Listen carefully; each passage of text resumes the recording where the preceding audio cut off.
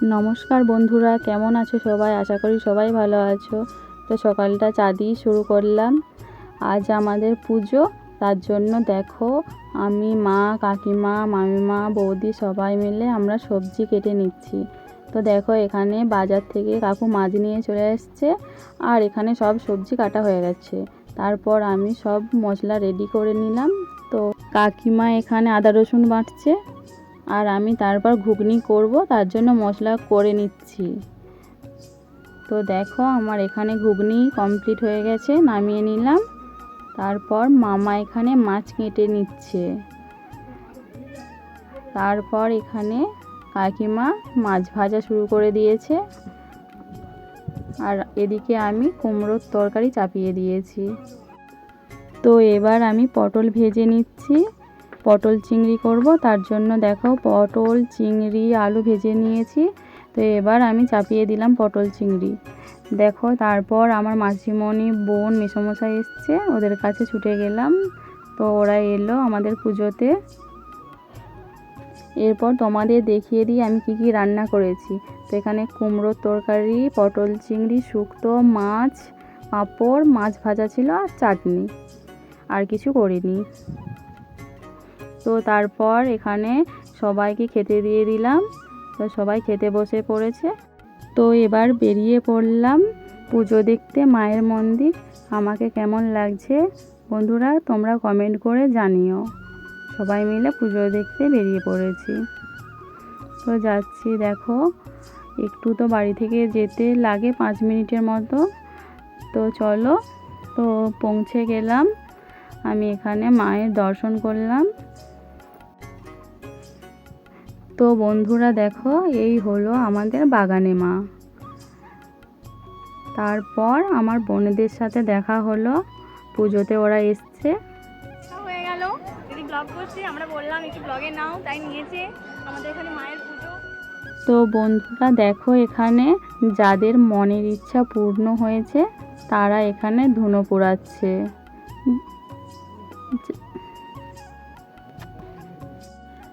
আর দেখো এখানে মায়ের আরতি হচ্ছে।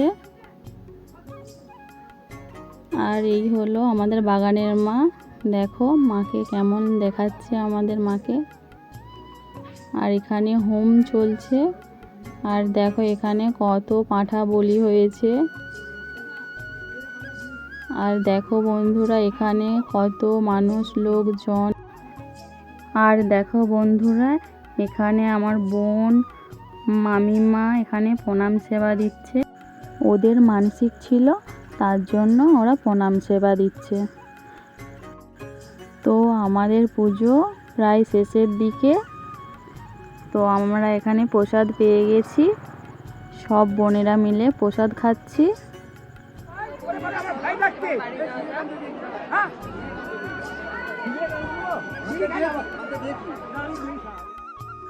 তো চলো এবার বাড়ি যাওয়া যাক। বাড়ি গিয়ে তোমাদেরকে দেখাবো আমাদের ওখানে কত মাইক বাজছে। তো বেরিয়ে পড়লাম মাইক দেখতে। দেখো এখানে মাইক কেমন হয়েছে। তোমাদের ওখানে কি এরকম মাইক হয় বন্ধুরা? তাহলে আমাকে একটু কমেন্ট করে জানিও। আর দেখো এখানে কত মাইক বাজছে, কত লোকজন দেখতে এসেছে।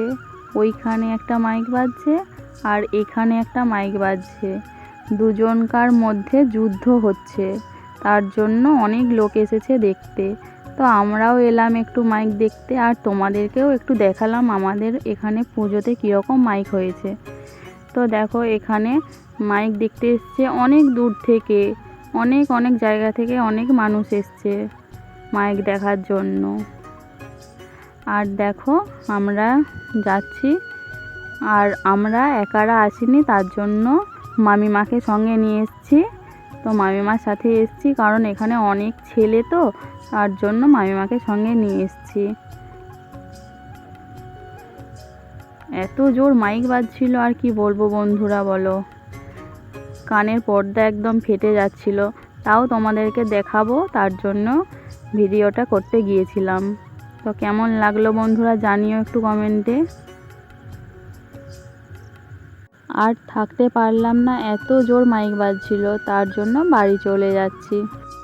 বাড়ি চলে এলাম আর দেখো আমাদের পুজোতে এটা প্রসাদ পেয়েছি, তো সেটা আমি আর কাকিমা দুজন মিলে কেটে নিলাম।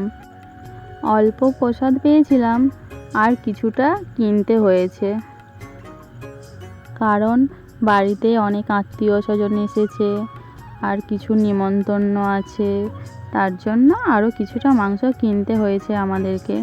ওই প্রসাদে তো আর হবে না, তার জন্য কিনতে হয়েছে, কিন্তু মাংসটা বেশ ভালোই দিয়েছে। তো এবার চলো, রাতের জন্য রান্না হবে, তোমরা দেখতে থাকো। তো এখানে আমার ছোট কাকা বসে গেছে মাংস রান্না করার জন্য। আর দেখো এখানে মশলা কষিয়ে নিচ্ছে, এবার মাংস কষাচ্ছে।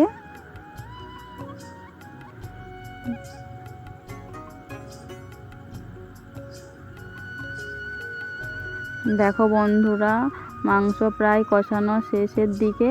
তো কেমন হয়েছে বলো?